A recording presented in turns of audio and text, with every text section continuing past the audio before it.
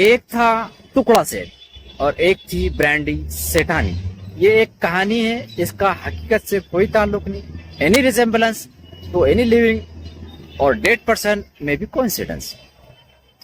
तो एक गांव में रहा करता था, सूदखोरी ब्याज बट्टे के उसके कारोबार थे।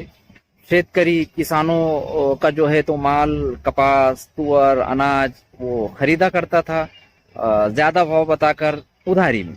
और जब बेचारा मजदूर किसान पैसे मांगने के लिए जाता था तो उसको डरा धमके कर भगा देता था। इस तरह इसने सूदी कारोबार से, ब्याज बट्टे से बहुत ढेर सारी लोगों के हक मार मार के, कपास के और इसके पैसे दबा दबा के बहुत बड़ी इनकम इकट्ठा कर ली। और फिर इसको जो है तो गलत आदतें लग गई है ना, नाजायज रिश्ते बनाना, तवाइफों के पास जाना, इस तरह ये करने लगा, उसमें दौलत उड़ाने लगा।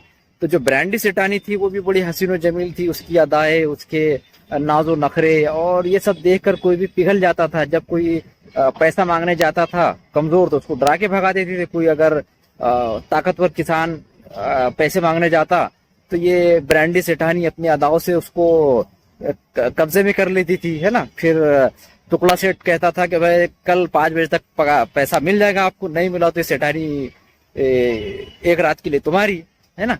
तो इस तरह फिर वो जब 5 बजे दूसरे दिन आता तो टुकड़ा फरार हो जाता था, है ना। फिर वो सेठानी उसको डरा धमका के भगा देती थी। इस तरह जो है तो इन्होंने जो है तो काम किए, बहुत ही हराम का लुकमा औलाद को खिलाए, हराम की औलाद पैदा करे।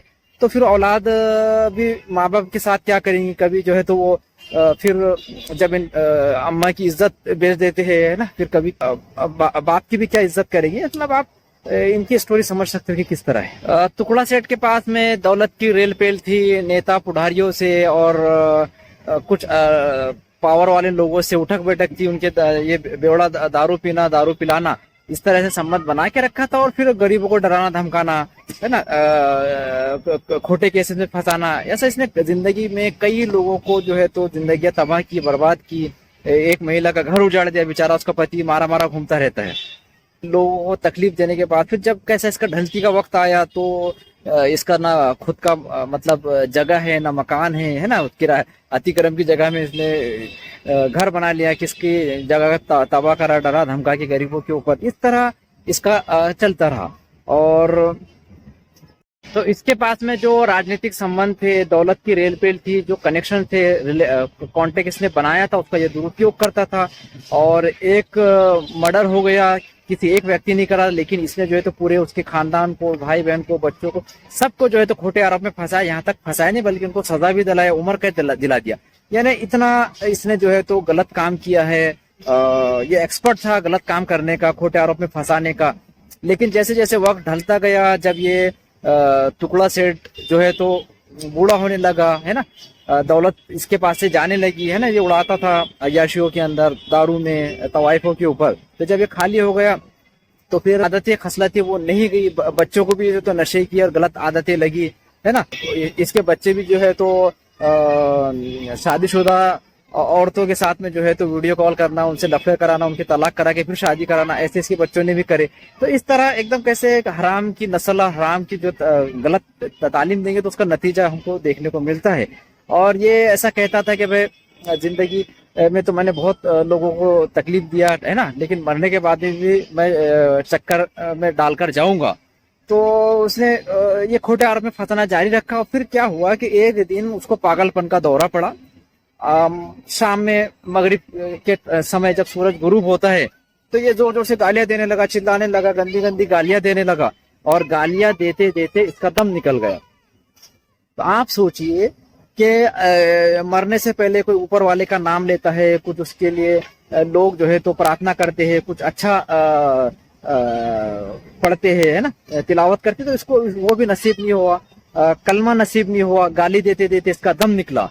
फिर जो हराम की औलाद और हराम का लुकमा खिलाया गया था, जो इसने बद्दुआएं ली थी कई लोगों की, तो इसका अंजाम भी उतना ही इबरतनाक हुआ। फिर इसकी औलाद ने जो है तो सोची कि भाई हम तो अपने ये मरे हुए बाप की लाश का कैसा फायदा उठाए। तो इन्होंने खोटे आरोप में कुछ लोगों को फंसाने की साजिश रची। बाप को ले गए, हॉस्पिटल में डालकर आ गए और खुद चले गए खोटे षड्यंत्र रचने में इन्वॉल्व हो गए। अब बाप को जो है तो जहाँ हॉस्पिटल में क्या होता है, जहाँ पोस्टमार्टम होता है कि लाश को नंगा करके छोड़ देते हैं रात भर पड़ा रहा वहां पे, ना कोई अगरबत्ती लगी, ना कोई अल्लाह का नाम लेने वाला था, ना तिलावत करने वाला था, है ना। तो वहां पड़ा रहा रात भर नंगा।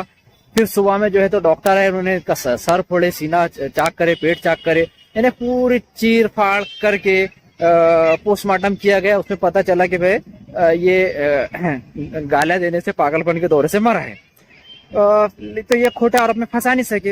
ये जो कहता था कि मैं जिंदगी में तकलीफ, कितने लोग के घर उजाड़ा, मरने के बाद में भी तकलीफ देकर ही गया, इतनी इबरतनाक मौत मरा कि इसको जो है तो पूरा नहलाने धुलाने का भी मौका नहीं मिला। क्योंकि कैसे लाश को जब पोस्टमार्टम करते, चीर फाड़ कर देते, तो उसको पूरा नहला नहीं सकते, तो सिर्फ पानी छिड़क कर इसको दफन कर दिए। तो इसको एक पूरा गुस्ल भी नसीब नहीं हुआ, मरते वक्त कलमा नसीब नहीं हुआ। इसकी लाश के पास में लोगों ने अगरबत्ती लगाकर कुछ भगवान का, ऊपर वाले का नाम तक नहीं लिए, है ना। जैसे करनी वैसे भरनी जो बोला जाता है, सामने ही हम देखते हैं कि किस तरह ये एक टुकड़ा सेठ का अंजाम हुआ। और ब्रांडी सेठानी को भी मौका है कि वो जो है तो अपने गुनाहों से तौबा करे,